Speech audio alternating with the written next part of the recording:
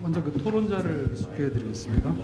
그 김주찬 광운대학교 교수님, 네, 안녕하세요. 김수찬입니다. 유환익 전국경제인연합회 기업정책실장님입니다. 예, 참여하셨습니다. 안녕하세요. 유한익입니다. 그리고 오영석 그 산업연구원 동양통계분석 본부장님. 네, 안녕하십니까. 예, 그 두 번째 세션에 그 할당된 시간이 40분 정도가 되기 때문에 세 분한테 한 10분 내외씩을 드리고요. 그리고 나머지 시간에는 그 플로어에 계신 분한테 혹시 질문이나 코멘트가 있으면 좀 들어보도록 하고요. 그리고 발제자분들한테 그 의견을 듣는 순서로 진행을 하겠습니다. 그럼 먼저 광운대학교의 김주찬 교수님 네, 토론해 주시겠습니까? 10분을 걸어놓고 자율규제하겠습니다. 예, 감사합니다. 네, 광운대학교 김수찬입니다. 저희 이제 10분의 시간 동안 사실 오늘 그 박정수 그 실장님의 그 연구 결과에 대해서 그 토론을 하는 게 핵심이기는 한데요. 뭐 아까 발표에서 보셨다시피 뭐 굉장히 그 다양한 주제에 대해서 그 연구를 하고 계십니다. 그래서 그 내용을 10분 안에 뭐 개별 그 사례에 대한 토론을 한다는 것은 불가능한 일이라고 생각이 들고요.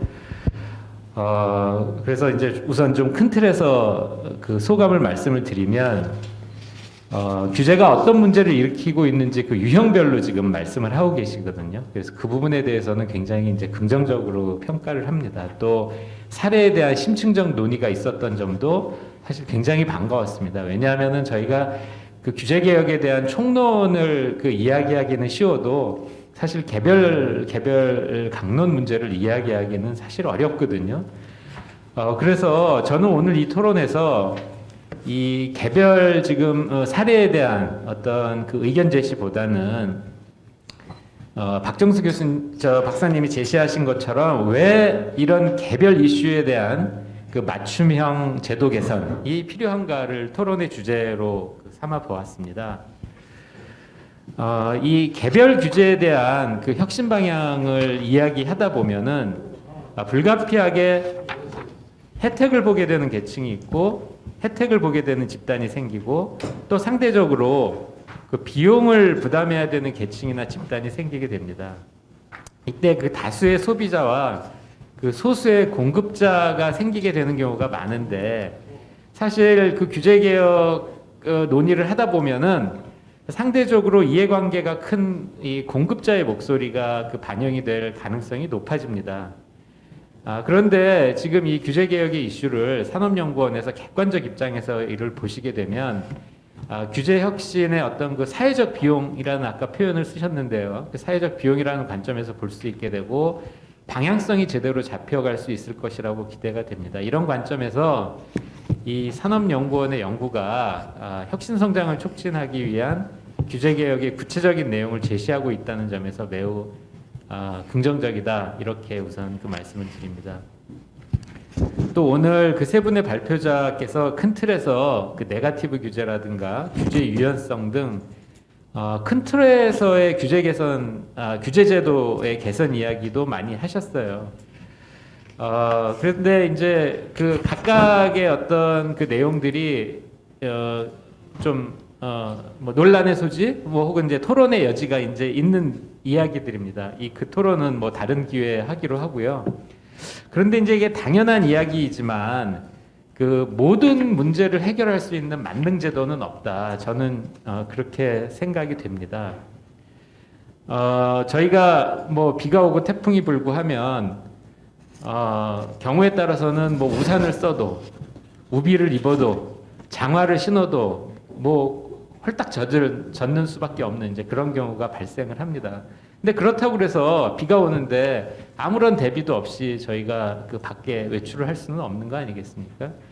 그 규제 관리를 위한 각각의 제도들이 조금이라도 더 실효성을 가지려면 이 총론보다는 강론이 중요하고 특히 이제 개별 규제별로 이거는 장화를 신는 게 중요한지 우산을 쓰는 게 중요한지 등등 어떻게 관리를 해 나갈지 방향을 찾아야 된다 이렇게 그 생각이 됩니다. 오늘 그 각각의 사례에서 보듯이 어떤 사례는 규제의 사각지대에 놓여서 해당 산업이 활성화되지 못하는 경우도 있고 또 어떤 경우에는 오래된 관련 규제가 산업의 발전을 가로막는 경우도 있고 또 중복 규제의 문제도 있었습니다. 그래서 각각 그 문제의 그 내용들이 다 다르기 때문에 처방도 각각 다르게 될 수밖에 없겠다라는 그 말씀을 우선 좀 드리겠습니다. 또 오늘 아까 그 혁신활동을 촉진하는 규제가 필요하다는 김종욱 박사님의 말씀이 있었는데요. 이 부분도 저희가 이제 굉장히 조심스럽게 접근을 해야 되는 게 저희가 이제 규제의 수준이 한 사회의 기술 수준을 이끌고 나아갈 수 있는 이제 스마트 규제가 필요하다는 거에 대해서는 이 세 분의 발표자께서 비슷한 톤으로 말씀을 하셨는데 이게 굉장히 어렵습니다. 왜냐하면 규제의 수준이 낮게 설정이 되면 이 시장의 혁신 요인이 낮아지고요.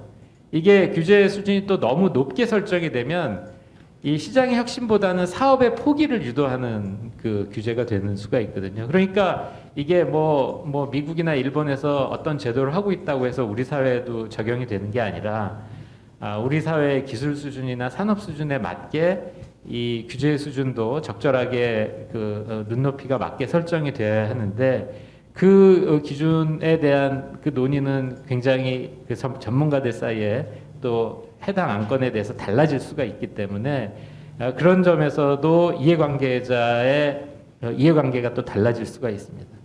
그런 관점에서 산업연구원에서 사회적 비용이라는 관점에서 이 해당 이슈들을 보고 계신 것, 또 획일적 기준을 제시한 게 아니라 산업의 현황과 기술 수준을 반영한 그 논의를 하고 계신 점에 있어서 굉장히 긍정적인 것이 아닌가 이렇게 그 생각을 해봤습니다.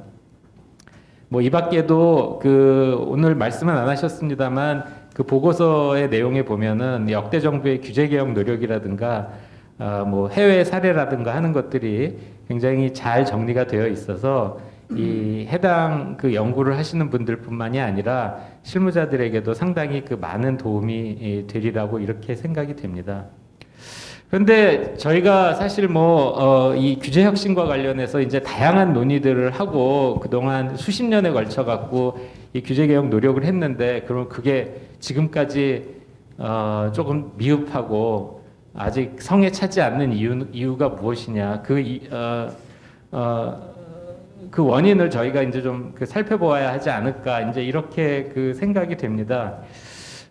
뭐 그와 관련된 세세한 내용들은 오늘의 그 주제와는 조금 벗어나는 내용이기 때문에 그에 대해서는 뭐 세세히 말씀을 드리지는 않겠습니다만 이 규제 관리 방식에 대한 점검을 저희가 좀 해봐야 될 필요가 있는 것이 아닌가 이렇게 그 생각이 됩니다. 그러니까 저희가 과거에 가지고 있던 좋은 제도들을 문제가 뭐 있긴 했었습니다. 과거에 가지고 있던 그 제도들이 이제 와서 생각해 보면 그거를 그냥 이렇게 우리가 사장시키고 없애고 폐지하고 한 것이 그렇게 그 좋은 결과로 이어지지 못했구나 하는 그런 것들이 있는데요. 그 중에 대표적인 게 규제에 대한 총량 관리를 하던 방식입니다.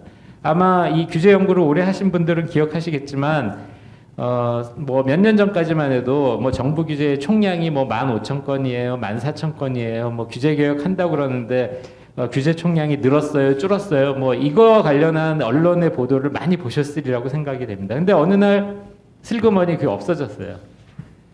정부가 총량 관리를 하고 있지 않습니다, 현재는.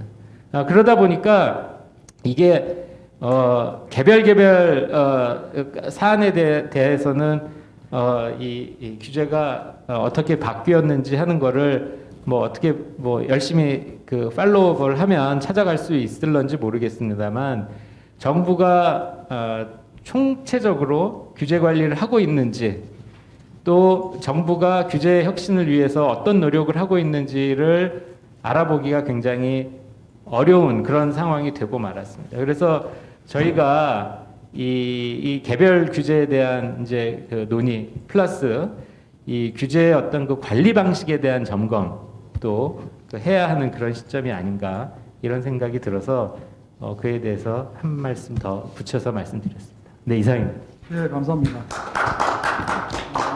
선진국을 무조건 따라가기보다는 우리 사회 눈높이에 맞는 규제가 필요한 거 아니냐. 그래서 규제 관리 방식에 대한 점검이 좀 필요할 쉽다 이런 말씀을 드렸던 것 같습니다. 다음번에는 이환희 전국경제연합회 기업정책 실장님 마이크를 드리겠습니다. 네, 안녕하세요. 정경련 유한익 상무입니다. 먼저 혁신 성장에 대해서 아까 박정수 박사님도 약간 처음에 모두에 좀 고민을 말씀하신 것 같은데, 혁신 성장이 과연 규제와 관련돼 있는 거냐, 규제가 과연 규제나 제도가 혁신 성장을 어떻게 유인할 수 있는 거냐, 그런 논란은 좀 많이 있는 것 같습니다. 뭐 예를 들면 어떤 사람들은 천재적인 기업가, 천재적인 학자, 이런 사람들이 있어야 어떤 혁신 성장이 있을 수 있다. 아니다. 제도나 규제가 필요하다. 이런 여러 가지 논란이 있는데, 저희들이 보기에는 혁신 성장의 그 주체가 기업가 내지는 여러 뛰어난 사람들이겠지만, 그 사람들이 어쩔 수 없이 규제나 제도 속에 있기 때문에, 규제나 제도가 제대로 설계되고 제대로 만들어진다면 혁신 성장은 분명히 이루어질 거다라는 생각이 들어서, 혁신 성장을 위한 규제 정책, 산업 규제 이쪽을 전문적으로 이번에 연구를 깊이 하신 것에 대해서는 상당히 공감을 하고요. 우리나라 산업, 저희들 대기업들, 기업들 이렇게 보면은 이제 지금 중년, 40년, 50년 됐습니다. 그래서 어느 정도 구조개혁이 지금 필요한 상황이고, 더더욱이 우리가 초기에 대규모 자본을 투자해가지고 그 중후장대 산업 위주로 돼 있는데, 아시겠지만 4차 산업혁명 시대에는 어떤 굉장히 소프트한, 신속하게 변화하는 그런 산업 트렌드를 가져가야 됨에도 불구하고 우리 기업들이 여전히 중후장대 산업에 있고, 특히나 그 제조업 강국인 독일보다도 우리가 아직도 제조업 비중이 한 30% GDP 대비 30% 가고 있는데, 독일보다도 지금 아직 제조업을 많이 갖고 있어서 이런 산업 구조에 대한 전반적인 개혁이 필요한데, 거기에 대해서 규제 차원에서 연구를 한 점에 대해서는 상당히 공감을 하는 편입니다. 저는 한 두세 가지만 더 추가로 필요한 부분에 대해서 말씀을 드리겠는데요. 먼저 본문에도 나와 있지만 이해상충의 문제, 갈등 조정을 어떻게 할 거냐 하는 문제하고, 그 다음에 저희가 수십 년 동안 규제 쪽에서는 네거티브 규제에 대해서 이야기를 했는데, 과연 이걸 어떻게 하면 좀 더 현실화 시킬 거냐 하는 부분하고, 그 다음에 기업 입장에서 바라보는 어떤 기업의 규제를 만들고 규제 개혁 방향을 설정하고 구체적인 과제를 설정할 때 기업들의 의견들이 지금 거의 기업들이 가장 중요한 이해관계자임에도 불구하고 여기에 소외되고 있는데, 그걸 어떻게 좀 바람직하게 의견을 제대로 전달할 수 있겠느냐, 그런 시스템이 없겠느냐, 세 가지 간단히 말씀을 드리도록 하겠습니다. 어저께 한강에서 그 드론 택시가 날았는데요. 7분 동안 한강 위를 날았다고 하는데, 자세히 뜯어보면 일부 언론에도 나왔지만 그게 다 중국제 드론이고, 우리나라가 생산할 수 없는 중국제 드론이고, 만들 수도 없는데 교통 시스템만 만들면 뭐하냐, 이런 비판도 있습니다. 여기에는 중요한 게 갈등 조정의 문제가 있습니다. 여러 가지 우보나 이런 것도 많이 타다나 이런 것도 갈등 때문에 좌절되고 한 것이지만, 드론 같은 경우도 지금 대기업과 중소기업 간의 어떤 갈등 조정 문제 때문에 발전하지 못하는 산업의 대표적으로 볼 수 있는데, 예를 들면 드론 택시 같은 경우는 정부 공공구매, 여기서 중소기업, 고유업종, 중소기업 경쟁제품 제도로 품목으로 정해져 있어가지고 대기업들이 여기에 진출하기 상당히 어렵습니다. 더군다나 그 중국제 제품을 갖다가 정부 조달 시장에서 납품하는 그것까지도 지금 가능하기 때문에 대부분 중소기업들이 자체 개발해서 납품하기보다는 싼 중국 걸 갖다가 정부에 납품하는, 그래서 이 드론이 굉장히 앞으로 발전 가능성이 있음에도 불구하고 여러 가지 갈등 문제 이런 것 때문에 전혀 진도가 못 나가고, 우리나라는 중국 드론 택시를 날릴 수밖에 없는 그런 상황에 이르렀는데, 어쨌든 타다도 그렇고 이 드론 택시도 그렇고 대기업 간 아니면 대중기 간 아니면 중소기업 간 여러 사업자 간 갈등이 있을 수 있습니다. 그래서 이런 갈등 조정을 어떻게 구체화할 것이냐, 지금 국무총리령에 보면은 갈등을 조정할 수 있다 이렇게 공고사항만 되어 있습니다. 그게 구체적으로 어떻게 만들고 어떻게 그 작동할 건지 기재사항이 전혀 없기 때문에 그런 것들을 좀 더 의무화시키고 그 갈등조정위원회에 여러 가지 전문가들이 지금은 갈등 조정한다면 양 당사자만 불러서 너희들끼리 협상해봐 그렇게 끝나는데 절대 조정이 안 되거든요. 그래서 그런 걸 조정할 수 있는 어떤 법적 기관을 좀 만들 필요가 있다. 그런 부분들이 좀 반영됐으면 보고서에 그런 생각이 좀 들고요. 두 번째는 네거티브 관련된 건데 사실 수십 년 동안 네거티브 규제하자라고 주장을 해왔지만 잘 안 됩니다. 근데 우리가 제도적으로 지금 굉장히 낙후되어 있다라고 주장하고 있는 중국 같은 경우도 사실은 그 네거티브 시스템으로 많이 전환되어 있습니다. 중국 같은 경우 예를 들면 우리나라 이건 지원제도이긴 하지만 규제가 아니고 조특법상에 신성장 동력 R&D 비용 공제 제도라고 있습니다. 과거에 지금 계속 신산업에 대해서 R&D를 할 때 그 비용으로 빼주는 그런 제도인데 과거에는 기술이 새롭게 나올 때마다 이걸 계속 리스트를 업데이트 하다 보니까 지금은 225개까지 이제 확대가 되어 있는데 사실은 정부 공무원이나 아니면 전문가를 하더라도 앞으로 어떤 기술이 나올지 어떤 산업이 신산업인지 알 수가 없거든요. 근데 이 모든 걸 다 예단해서 계속 주장을 하고 계속 요구를 하면 한 3, 4년 지나면 넣어주고 뭐 이런 식으로 해서 225개 정도가 우리가 들어와 있는데 중국 같은 경우는 예를 들면 8개 분야에 다 인정해준다. 다만 숙박, 도소매업 이런 건 제외하겠다. 그러니까 업종만 정해져 있고 모든 걸 다 지원한다. 다만 유흥 쪽 있는 이야기는 좀 빼겠다. 이런 식으로 어떤 네거티브 리스트가 이미 중국 같은 데는 정착이 되고 있기 때문에 우리나라도 이런 분야는 충분히 할 수 있거든요. 근데 지금까지 계속 논의만 하다가 어려워하면서 끝나버렸는데 이거 네거티브 행정규제기본법에도 네거티브 규제로 가자라고 되어 있지만 이게 의무사항이 아닙니다. 모든 법을 만들 때 반드시 네거티브 리스트로 해라라고 의무사항으로 만들면 이게 조기에 정착되지 않을까 하는 생각이 좀 들고요.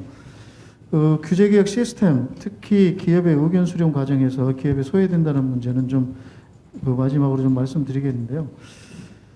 지금 규제개혁위원회 심사를 중요한 사항들은 다 올라갑니다. 근데 총리실에서 국무조정실에서 이게 중요 규제인지 비중요 규제인지를 사전에 다 심사해서 중요 규제로 판단이 나야 규계위로 본회의로 올라가거든요. 본회의로 가야 기업들이 거기 가서 진술할 기회가 생겨지는데 이게 대부분 비중요 규제로 처리되기 때문에 규계위 심사 자체를 안 받게 되고 두 번째는 상법이나 아니면 과징금, 벌금 이런 기업의 굉장히 중요한 기업의 어떤 기업 경영에 중요한 사항들은 이런 것들은 규계위 심사 대상이 되지도 않습니다. 그래서 이런 것을 올리거나 예를 들면 상법상에 최근에 논란이 되고 있는 기업 지배구조 관련된 거나 이런 것들은 기업 입장에서는 굉장히 중요한 문제인데 이건 규제 대상 심사가 아니다라고 빠져버리기 때문에 기업들의 의견을 진술할 기회가 없습니다. 그래서 이런 규계위 심사에 규계위로 올라갈 수 있는 가능한 좀 올라갈 수 있게 그렇게 만들어야 될 것 같다는 생각이 들고 최근에 정부에서 입법하는데 상당히 까다롭기 때문에 오히려 국회를 통해서 우회 입법해버립니다. 그래서 국회 입법에 관한 규제 심사 장치를 국회 내에 만들든 제3의 기관을 만들든 이걸 충분히 심사할 수 있도록 해야 모두 국회에서 만들어진 법들에 대해서도 기업에 상당히 영향을 주는데 그냥 통과되는 것들이 많아서 그런 부분들은 국회 입법에 대해서도 규제 심사 장치 이런 게 좀 필요할 것 같고요. 규제 같은 경우에 반드시 일몰저로 좀 해야 되겠다. 규제가 지금 만들어지는데 산업 트렌드는 급격하게 변하고 있는데 과거 트렌드 그대로 갖고 있습니다. 과거에 지금 원택트 시대 택배 이런 거 굉장히 많아지고 있는데도 불구하고 택배 제도는 30년 전 규제를 그대로 갖고 있거든요. 그래서 그런 것들이 수시로 변해야 되는데 전혀 변하지 않고 있어서 이런 부분들을 수시로 점검하려면 결국 규제가 만들어질 때는 반드시 일몰 조항으로 좀 했으면 좋겠다는 생각이 듭니다. 그래서 이런 것들이 그 최종 보고서에 반영이 될 수 있는지 모르겠지만 몇 가지 좀 제안을 드렸습니다. 예, 이상입니다. 예, 요한익 실장님 감사합니다. 사업자 간 갈등 조정 문제, 그리고 네거티브 규제 현실화 문제, 그리고 그 기업들의 의견이 제대로 반영되지 않고 있다는 이런 점을 좀 말씀해 주셨습니다. 다음은 오영석 산업연구원 본부장님께서 토론해 주시겠습니다. 예, 안녕하십니까. 저 산업연구원의 오영석입니다. 오늘 그 세 분 발표 말씀 저 잘 들었습니다. 일단 KDI 그 김정욱 센터장님께서는 신기술 규제 완화 때 규제 완화의 어려움이라든지 경계할 점, 어려운 점에 대해서 말씀해 주신 것 같고요. 그 김성준 교수님께서는 그 네거티브 규제의 어떤 철학적인 그 어떤 경제 철학적인 측면까지 짚어주셔서 도움이 많이 됐고요. 그리고 박정수 박사님의 이제 그 기획 연구 보고서인데 이거는 그 제가 봐도 그 혁신 역량하고 그 혁신 강화 측면에서 이제 제조업도 포함되지만 서비스업의 모든 분야를 망라해서 규제 분야를 설정해서 구체적인 분석을 해주셨어요. 근데 이렇게 봐도 그 분야나 아주 그 특이한 그 특별한 분야이기 때문에 관련 분야 전문가가 아니면 다루기 어려운 거를 아주 방대한 분야에서 해서 감사드립니다, 일단. 그리고 이제 저는 그 어떤 오늘 말씀에 대해서, 말씀이나 연구역에 대해서 어떤 대안을 제시한다기보다는 또 이런 측면도 한번 더 생각해 봤으면 하는 측면에서 서너 가지만 간략하게 말씀드리겠습니다. 첫 번째, 그 포괄적 네거티브에 대해서 세 분이 이제 공통적으로 말씀해 주셨는데요. 근데 저는 이분이 말씀하시면 이분 말씀이 맞는 것 같다가 또 저분이 말씀하시면 또 저 말이 또 맞는 것 같고, 뭐 이제 그럽니다. 그게 왜 그러냐면은, 그, 포괄적 네거티브 하자는 게 원칙 허용하고는 예외 규제인데, 그래서 이건 이제 이거를 왜 해야 되느냐, 그 근거가 이제 미래가 불확실하다. 기본적으로 예측 그 정부가 예측 능력이 없다. 그래서 나가야 된다. 그런데 이제 그 의문이, 그러면 미래에 대해서 예측하면은 그 네거티브 규제가 필요 없는 거냐, 이제 그런 의문이 들 수가 있습니다.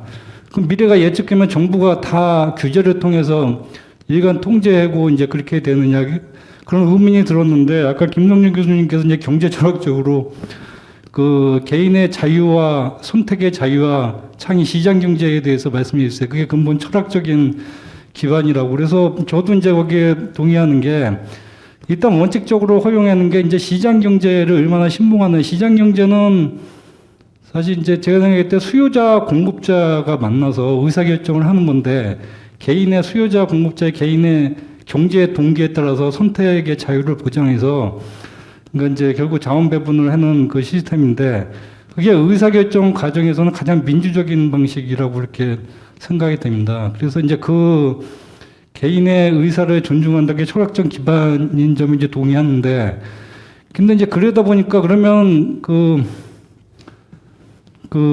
네거티브 경제 무조건 해야 되겠다 그런 생각이 들다가, 아까 또 KDI 그 박사님께서 AI 예를 말씀하시고 개인 비행기, 그리고 이제 아까 교수님께서 흡연 규제하고 마스크 규제 이제 이런 거를 말씀해 주셨어요. 그러니까 이런 거는 규제의 또 정당성을 말씀해 주셨는데, 그래서 생각해 보니까 이런 공통적인 거는 인간의 생명과 안전이 보장되지 않는, 그래서 허용이 안 되는구나.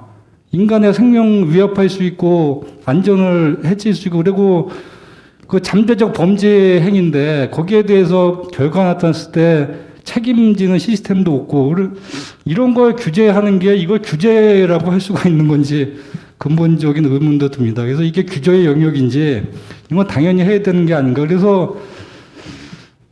그래서 이 네거티브 규제라는 게 원칙 허용하고 예외 규제인데, 그래서 이 허용하자는 거의 방점보다도 그 네거티브 규제 논의에서 또 예외 규제가 뭔지 여기에 대해서 더 많은 논의가 이루어지는 게 아닌가. 그래서 말씀하신 거는 아까 신기술 산업 진출할 때 그 위험에 대해서 말씀해서 건강, 인간의 생명과 그 안위에 대한 그래서 규제의 정당성도 이제 말씀해 주고 그래요. 근데 그러면 그런 거 예외하는데 또 예외를 너무 많이 두면은 규제라는 게 환경 규제도 있고 안전 규제도 있고 소비자 후생 증진도 있고 그다음에 경제 불평등도 있고 대기업 중소기업 차별화 이런 모든 것까지 다 걱정을 해서 예의로 다 두면 결국 그 포지티브로 가지니까 원칙 허용 분야보다 또 예외 규제가 더 그 분야가 더 많아지면 이게 또 네거티브 규제인가 그래서 예외 규제에 대해서 더 많은 근거와 논의가 필요한 게 아닌가. 그래서 예를 들면 극단적으로 아까 말씀하셨지만 인간의 생명과 안위 일어나도 기본적인 그 예외 조항만 예외 조항에 둘 건지 여기에 대한 더 논의가 있었으면 더 좋지 않을까. 그게 핵심, 그게 중요하지 않을까. 이제 그런 생각을 이제 해봤습니다. 그리고 이제 두 번째는 이제 여기에 이제 서비스업도 있지만 이제 제조업에 대한 규제나 논의도 있는데요.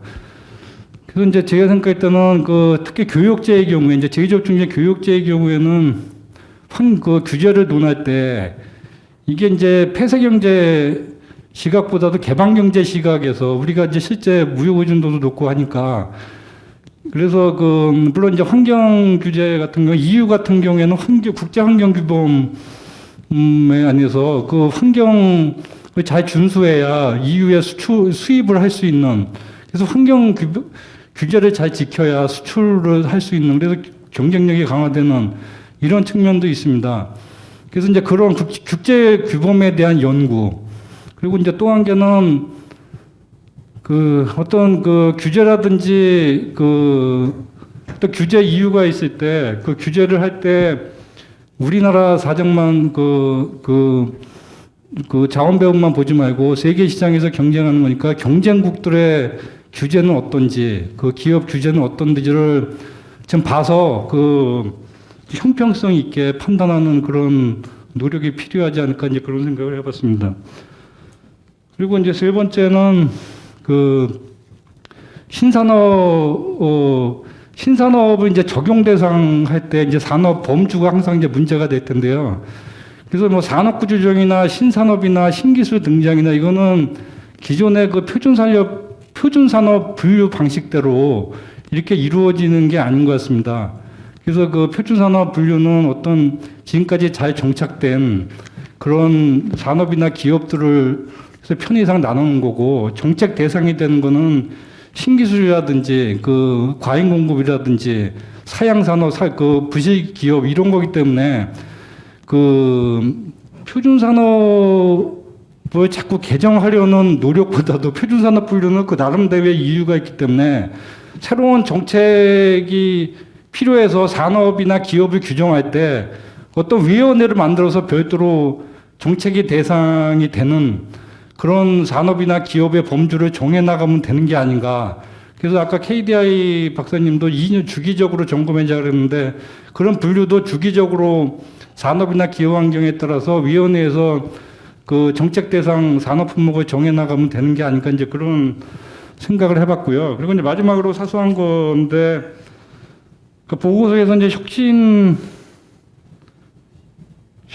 역량하고 혁신 활용 이렇게 이제 표현을 하셨는데 제가 무슨 말인가 해서 한참 이제 들여다봤습니다. 그랬더니 혁신 역량은 이게 사업자가 사업을 하려면 이게 혁신 생산 요소를 조달하는 문제 같기도 하고요. 인적 자본이라든지 사업 자원이라든지 원전이라든지 전기 비용이라든지 이런 생산 요소 활용하는 측면에서 선정한 것 같고, 그다음에 활용은 여기 표현대로 사업자가 시장 진입이나 사업 확장 이 문제 같습니다. 그래서 용어를 좀 그렇게 혁신 생산 요소 조달이라든지 시장 진입 사업 확장이라든지 경제학적인 용어로 좀 바꿔주셨으면 직관적으로 더 이해하기 쉽지 않을까 그런 생각을 해봤습니다. 예, 감사드립니다.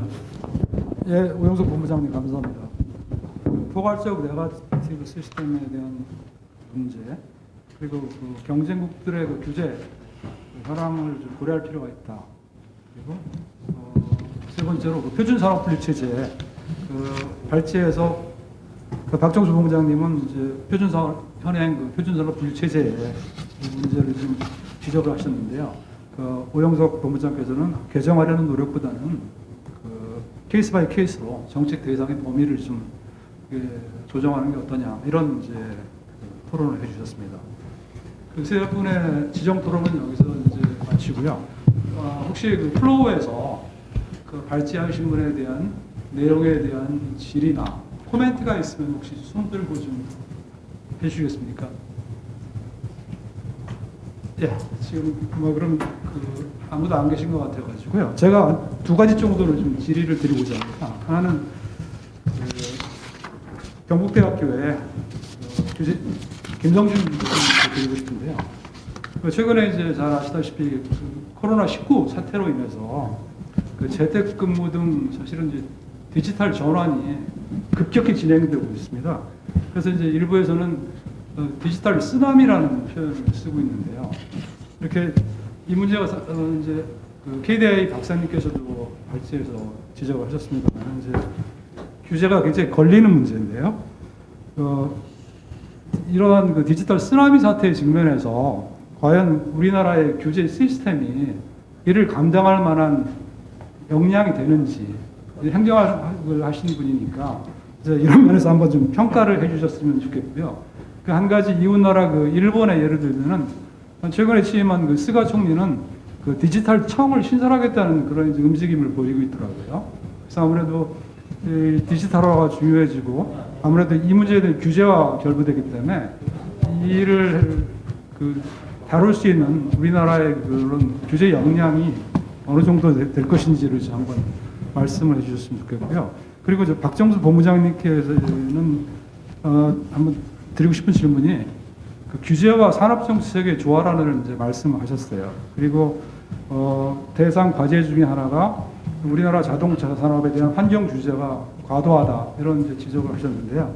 혹시 앞으로의 그 자동차 산업이 나갈 방향이 전기차 쪽이라면은 이러한 그 기존 내연기관에 대한 환경 규제와 이 문제와 그리고 이제 앞으로 우리나라 자동차 산업이 나갈 방향 이런 걸 좀 고려하면 평가가 좀 다르게 나올 수도 있지 않을까 하는 생각이 들었습니다. 예. 그러면은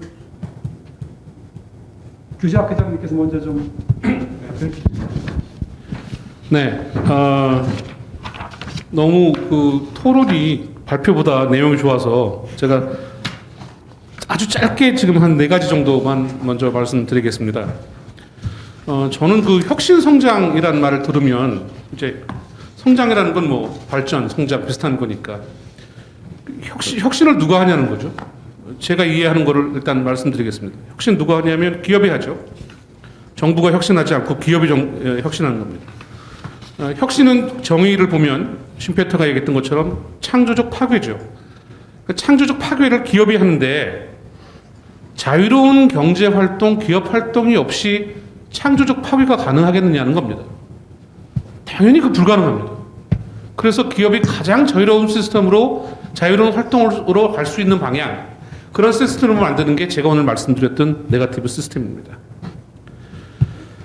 그 다음에 그러면 이게 네거티브 시스템이 그렇게 중요하다고 맨날 떠들어대는데 왜 아무도 말을 안 듣느냐. 저는 사실은 그거를 정부 탓으로 약간 돌립니다. 왜냐하면 기본적으로 정부는 다시 말하면 관료는 아주 위험 회피적입니다. 네거티브 규제는 지금 선생님들이 걱정하셨던 것처럼 이게 위험합니다. 왜 위험하냐면 특히 생명 안전이라는 것들을 우리나라에서는 지고의 가치로 여기거든요. 여러분 지고의 가치가 뭔지 아시죠? 그거 이상 높은 게 없는 겁니다. 그거 이상 높은 게 없으면 사실 아무것도 못합니다. 그래서 우리 지금 정부는 위험 회피적 성향이 너무 강해서 못하는 거고요. 그러다 보니까 어떤 현상이 일어나냐면 아까 김주찬 교수님이 그런 말씀하셨잖아요. 우산을 쓰고 갈까, 우비를 쓰고 갈까, 장화를 신을까 말까. 우리 정부는 지금 이 수준이 아닙니다. 우리 정부는 소위 말해서 비가 오면은 걱정을 하지 말고 우산을 써야 되는데 걱정을 하고 있는 겁니다. 이게 지금 문제인 거예요. 그러니까 실질적인 수단을 강구하지 못하고 걱정만 하고 앉아 있는 게 지금 우리 현세이다라는 생각이 들죠. 마지막으로 지금 우리 좌장께서 지금 질문하신 거 제가 답변드리겠습니다. 우리나라는 사실은 규제 관리 시스템의 문제가 아닙니다. 우리나라의 규제 관리 시스템은 너무 좋은 게 많습니다. 물론 파인 튜닝은 필요하겠죠. 우리나라의 문제는 마치 이런 것 같은 거예요. 그럼 대구에 보면 이 대구 아시다시피 코로나 사태가 빵 터져가지고 이 회사 택시들이 안 움직이고 있거든요. 우리나라는 지금 회사 택시 같은 거예요. 차들이 남아 돌아요. 다시 말하면 시스템은 많습니다. 문제는 드라이버가 없어요.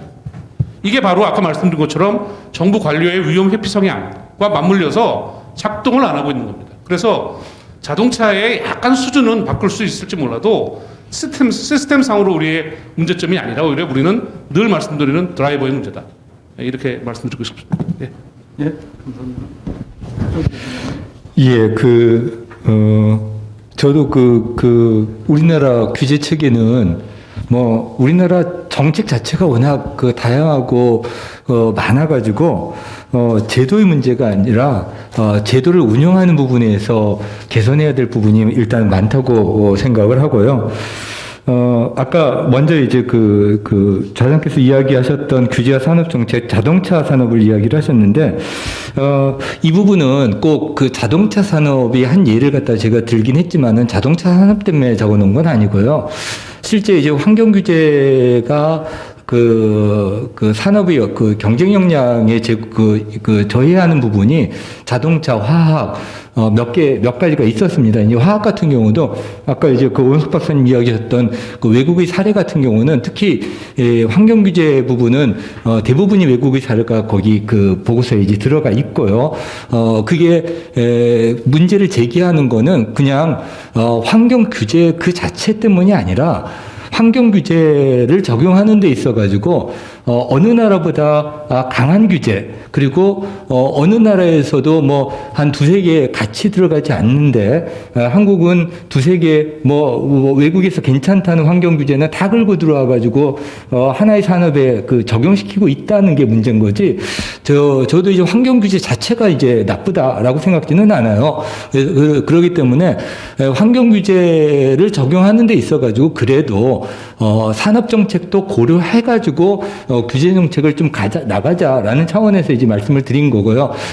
자동차 산업만 이야기를 한다고 하더라도 우리가 이제 전기차로 넘어가야 되는데 전기차로 넘어가기 전에 엔진차가 망할 수도 있는 상황일 수도 있다라고 생각을 해볼 수도 있는 거거든요.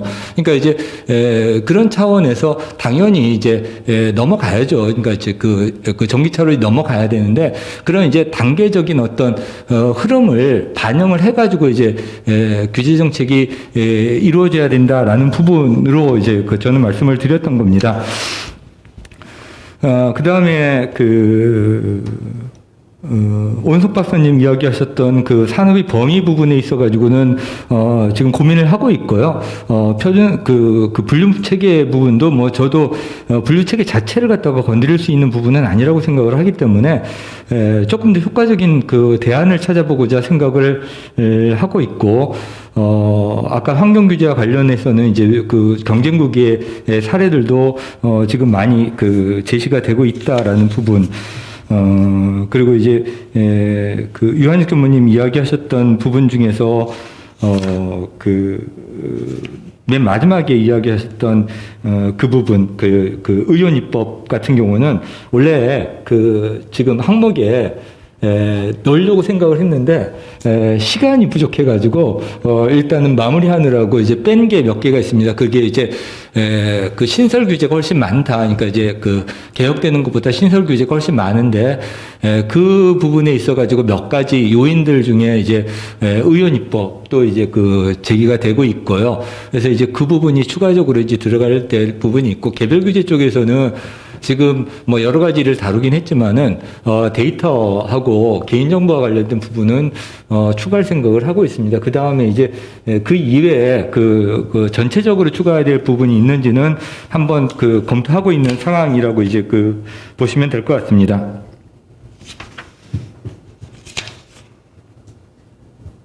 예, 이상입니다. 예, 혹시 하실 말씀 있으시면. 글쎄요, 오늘 네거티브 규제에 대한 얘기를 많이들 하셨는데요. 저도 사실 공무원들 교육하러 다니고 하다 보면, 아니, 총리실에서 네거티브 규제 하라고 그러는데 도대체 어떻게 하는 건지 모르겠어요. 이거 어떻게 하면 좋겠어요? 라는 질문을 많이 받습니다. 많이 받는데, 저의 첫 번째 답은 이거 네거티브 규제는 일단 정신입니다. 정신. 뭐냐면, 이젠 정부가 통제하고 규제하고 무슨 지도하고 이끌어서 이 나라를 이끌어갈 수 있고 산업을 이끌어갈 수 있다라는 생각을 공무원들이 버려야, 그래야 비로소 이 네거티브 규제가 보이기 시작합니다. 근데 저희가 그 시스템에 너무 익숙한 거예요. 저희 행정학자들도 마찬가지고요. 학계 규제와 관련되는 그 토론 세미나에서 나오는 전문가 분들하고 이야기해보면 그런 경향이 많이 있습니다. 그런데 저희 오늘 자동차 이야기도 많이 나왔지만 자동차와 관련되는 각종 안전장치들이 규제가 있어서 지금 나와 있는 거 아니거든요. 요즘 나오는 차들에는 정말 이건 도대체 어떻게 쓰는 거냐 할 정도의 안전장치들이 다양하게 붙어 있는데, 그 다양하게 붙어 있는 안전장치는 정부가 하라고 그래서 다르라고 그래서 규제해서 법으로 만들어서 지금 한 것이 아니라 산업체에서, 기업에서, 시장에서 그걸 요구를 한 거거든요. 이런 거 있으면 나는 이거에 대해서 비용을 더 지불하고 이거를 살 의사가 있다. 또 이거는 팔 수 있겠다라는 확신이 들어서 제조업, 특히 해당 업체들이 그런 기술을 개발하고 또 그 자동차에 장착을 한 거라고 생각이 됩니다. 그래서 일단은 그 정신의 문제이고, 그 정신의 문제를 추동하는 동력은 어디서 나오냐면 정치적 리더십에서 나온다, 이렇게 생각이 듭니다. 그 OECD에서 이미 상당히 오래전에 나온 보고서에 의하면 그 규제 혁신을 하려면 폴리티컬 리더십의 중요성이 중요하다라는 그 중요성을 강조를 한 바 있습니다. 우리로 치면 어쩔 수 없이 대통령제 하에서는 대통령의 리더십의 중요성입니다. 그러니까 이 문제가 생기면 공무원들한테 왜 이 문제를 해결을 못했냐, 다시는 이런 문제가 발생하지 않게 제도 만들어라, 이렇게 리더십을 발휘하는 것이 아니라 민간과 시장의 그 힘과 능력을 믿고 그 능력을 어떻게 하면 키워줄 것이냐를 강조하는 리더십, 그런 리더십이 필요한 것이 아닌가, 이렇게 생각이 됩니다. 네, 이상. 예, 교수님 보충 발언 감사합니다. 시간이 지금 40분이 초과를 했기 때문에요. 토론 세션을 이것을 마치기로 하겠습니다.